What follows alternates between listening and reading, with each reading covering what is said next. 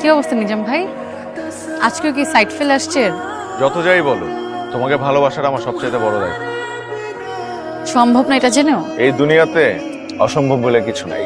এক গোলাপে নাকি ভালোবাসা প্রকাশ পায় না, 3টা গোলাপ লাগে। আই লাভ ইউ, এই 3টা শব্দের জন্য 3টা কালো গোলাপ। আমি তাহলে এখন আসি, আমার ক্লাসের সময় হয়ে যাচ্ছে। মামা চলেন তো। তোর বাইরে এত কইরা বুঝাই কোনোভাবেই বুঝায় না। অন্য কারো ক্ষতি তারে দেবইব না। যে দালাল তো দালালি। কে দালাল ভাই? আমার কাছে আমার সততার অনেক দাম ভাই। তোমার ওই সততার কারণে আমাদের ব্যবসায় যেন কোনো ক্ষতি না। একটা জিনিস মাথায় রাখি, জমি আর নারীর মামলায় কেউ কাউকে ছাড় দেয় না। আসসালামু আলাইকুম স্যার, কেমন আছেন? কি লাগবে স্যার বলেন। লাগবে তো অনেক কিছুই, লিস্ট এনেছিস সেটা বল। 5টা মিনিট ধরেন, আমি আপনার সব গুছিয়ে দিচ্ছি।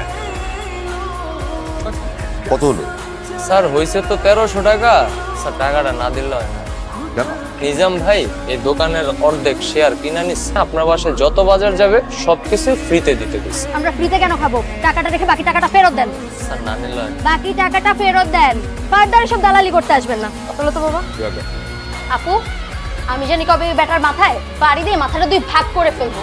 নিজাম ভাইয়ের তো আর কার? আমাদের বাসার জন্য সব বাজার সদাই নাকি ফ্রি? রোডটা কিন্তু তো খারাপ না, মন মানসিকতা খুব ভালো। কচু ভালো করে দালালি। 16 নাম্বার রোডের 4 নাম্বার বিল্ডিং একটা ফ্ল্যাট খালি রয়েছে। ওটারে বেচা দে, 5 লাখ টাকা কমিশন লয়ে যা। বেচা দিবি তোরা, কমিশনও নিবি তোরা, মাঝখান দিয়ে আমিও কিছু পামু আর মালিকে পাইবো যা পাবো। এখানে কোনো বেজাল নাই। যদি রাজি থাকোস তাহলে আমারে জানাইস। আপনি যদি কিছু বলতে চান সাহস করে বলে ফেলুন। এই আংটিটা আমি তোমার জন্য কিনছি, ব্যবসায় অনেক বড় একটা ডিল পাইছি। আমার তো আপনজন বলতে কেউ নাই, তাই তোমার জন্য এটা কিনলাম। গিফটটা আমার অনেক পছন্দ হয়েছে, কিন্তু আমি এটা নিতে পারবো না। কেন? এত দামি একটা গিফট আমি আপনার থেকে কেন নিব? কারণ আমি এটা তোমাকে ভালোবেসে দিছি, তাই না? আমি অনেক টায়ার্ড, সারাদিন ক্লাস করিয়েছি, আমি আমার বাসায় একটা রেস্ট দরকার। আপা, আমাকে একটা সত্যি কথা বলবা? তোমার কি নিজাম ভাইয়ের সাথে কিছু কিছু চলতেছে, তাই না? কিছু মিছু আবার কি? যেটা জানতে চাচ্ছি সেটা তুমি খুব ভালো মতোই জানো। কি হ্যাঁ, 2 বোন মিলেমিশে কি সলা পরামর্শ চলতেছে? তোর সাথে আমার কিছু কথা ছিল। নিশ্চয়ই নতুন কোনো সুপাত্রের খোঁজ পেয়েছো? বাবা প্লিজ, আমি একদমই আগ্রহী না শুনতে। আমি তো টেনশনে পড়ে গেছিলাম। কিসের টেনশন নিজাম ভাই? একটা বাজে গেছে, তুমি সকালে বেরাও নাই। আমি তো টেনশনে পড়ে গেছি তুমি অসুস্থ কিনা, তাই তোমার খবর নিতে আসলাম। খালি হাতে তো আসা যায় না, তাই রসমালাই নিয়ে আসছি। আমার ক্লাস দুপুরে, আমি সকালে বের হয়ে কি করব? এটা আমার কেমন সিস্টেম? একদিন সকালে ক্লাস থাকে, একদিন দুপুরে। এটা কোনো নিয়ম কারণই ফলো করে না। হাসলেও একটা মানুষটা তো সুন্দর লাগে। এই যে আপনি আমাকে এত ভালোবাসেন, বলেন কেন বাসেন, কি কারণ? তোমাকে ভালোবাসার পিছনে আমার 101টা কারণ আছে। শুনতে চাও? হচ্ছে হচ্ছে হচ্ছে, আর বলতে হবে না। আসি। স্যার এটা গেস্ট রুম। জি আসেন আসেন। কেমন দেখলেন স্যার? বেশ স্পেশাস। হ্যাঁ, পুরুষ মানুষের জীবনে 2টা জিনিস হইলে তার জীবনটা জান্নাত হয়ে যায়। কেমন? প্রথমটা তার ঘর, দ্বিতীয়টা তার ঘরের বউ। ঠিক বলেছেন। আই নিজাম ভাই, রিক্সা উঠেন, কথা আছে। চলেন। আপনি কিন্তু মানুষটা ভালো আছেন। তুমিও খুব ভালো একজন মানুষ। আল্লাহ ভালো মানুষের কপালে ভালো মানুষকেই রাখে। আপনি কিভাবে মনে করলেন আল্লাহ আমাকে আপনার কপালে রেখেছে?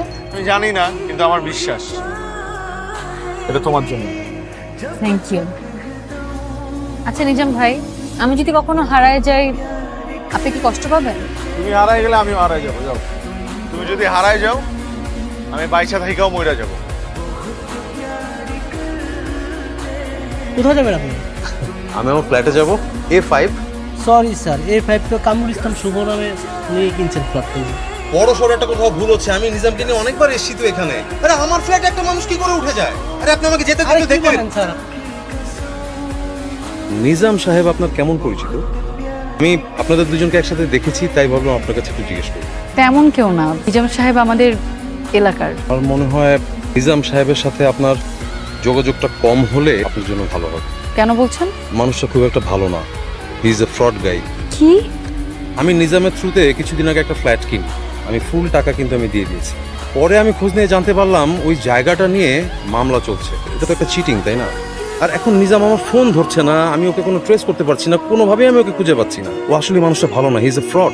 আমি চাইবো আপনি একটু সাবধানে থাকবেন।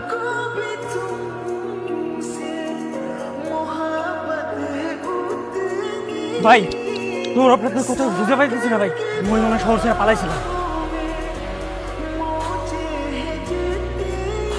শুনছো বাবা নিজাম ভাইয়ার কাহিনী?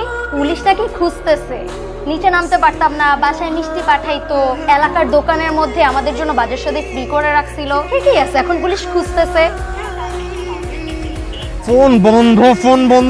আমার এতগুলো টাকা, আমি কি করব? আমি আপা আমি তো বাইরে সেই সকাল থেকে কল দিতেছি, কলে পাইতেছি না, ফোনটা বন্ধ কইতেছে। আমি খোঁজ পাইলে আমি আপনাকে জানাবো না। আপা আপনি কি শুরু করেছেন? আপনাকে বিশ্বাস করাটাই তো আমার ভুল হয়েছে। ভাই বিশ্বাস করেন, আমার এই মিডলম্যান ক্যারিয়ারে এই প্রথমবার আমার সাথে এরকম হয়েছে। না, আমি আপনাকে আর বিশ্বাস করতে পারছি না নিজাম সাহেব। আমার এখন কি মনে হচ্ছে জানেন, আপনিও এই চক্রটার সাথে জড়িত। আপনাদের সবাইকে পুলিশে দেওয়া উচিত। বুকে হাত দিয়ে বলতে পারি যে আজ পর্যন্ত কোনো মানুষকে ঠকাই নাই। এই সৌরভ এই বিশ্বাসঘাতকতা আমার সাথেও করছে ভাই। কি হবে না হবে আমি জানি না, আমি আপনাকে টাকা দিয়েছি, আপনি আমাকে ফ্ল্যাট বুঝিয়ে দিবেন। আমাকে টাইমলি বুঝায় না দেন, আমি কিন্তু অন্যরকম একটা ডিসিশন নিতে বাধ্য হব। আমি এখন কিভাবে নিজামরা নাকি পুলিশ খোঁজে করে দান্দার ব্যবসা। আরে অতটা বাট পার, মানুষের টাকা পয়সা নিয়ে ভাগছে এখন।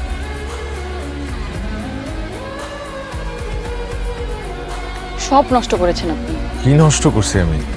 আপনি আমার বিশ্বাস নষ্ট করেছেন। তুমি কি আবল তাবল বলতেছো? হয়েছে কি সেটা তো বলবা। আপনি রুবায়ত সাহেবকে চিনেন? আপনি রুবায়ত সাহেবের কাছে কোনো ফ্ল্যাট বিক্রি করেছেন? দেখো ওই ফ্ল্যাট নিয়ে একটা ঝামেলা হয়ে গেছে। ওনার সাথে যেমন একটা প্রতারণা হয়েছে, আমার সাথেও প্রতারণা হয়েছে। এটা আমি জানতাম না।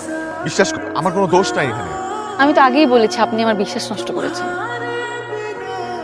বাবা যখন বারবার বিয়ের কথা বলতো, আমি বারবার তার কাছে সময় চাইতাম। কেন জানেন? কারণ আমি ভাবতাম আপনি একজন ভালো মানুষ, সৎ মানুষ। প্রেমজিম, তুমিও যদি সবার মতো আমাকে ভুল বুঝো, তাহলে আমি কোথায় যাব? আমি 2 নাম্বারই করে টাকা কামাই নাই, আমি সৎ পথে উপার্জন করার চেষ্টা করছি। আরে ওনার সাথে প্রতারণা হয়েছে, আমার সাথেও প্রতারণা হয়েছে, এবং এই সব কিছু করছে ওই সৌরভ। আপনি আর কখনো আমার সাথে যোগাযোগ করবেন না। আমি আপনার এই মুখ আর জীবনেও দেখতে চাই না। তোমার পছন্দের পাত্রের সাথে তুমি প্রস্তাবটা নিয়ে আগাতে পারো। এটা নিয়ে এত তাড়াহুড়ার কিছু নাই, তুই ঠান্ডা মাথায় আরো ভেবে দেয়। আমি ভেবেছি বাবা। ঠিক আছে, আমি দেখছি। সত্য আর মিথ্যার দ্বিধা জালে জড়ায়া আমার ভালোবাসার অপমৃত্যু হইতেছে। তুমি আমার এই কোন সমীকরণে ফেলা? কেমনে মানুষকে বিশ্বাস করাবো যে আমি নির্দোষ?